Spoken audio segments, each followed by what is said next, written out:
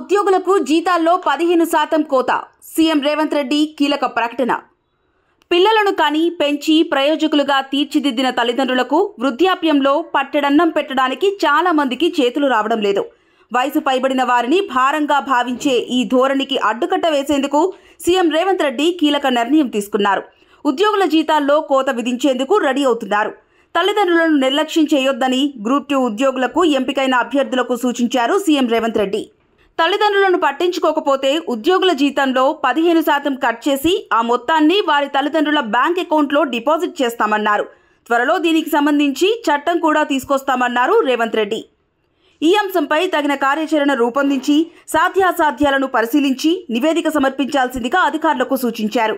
అవసరమైతే ఈ చట్టాన్ని వారితోనే రాయించాలన్నారు. సీఎం రేవంత్ రెడ్డి ఆలోచనను అమలు చేసే దిశగా అధికారులు నివేదిక రూపంలో సమర్పించే అవకాశం ఉంది. అధికారులు ఇచ్చే నివేదికను బట్టి సీఎం రేవంత్ రెడ్డి నిర్ణయం తీసుకోనున్నారు. తల్లిదండ్రుల సంక్షేమం కోసం ప్రభుత్వం తీసుకుంటున్న ఈ వినూత్న ఆలోచన సమాజంలో సానుకూల మార్పును తీసుకొస్తుందనే ఆశాభావం వ్యక్తమవుతోంది.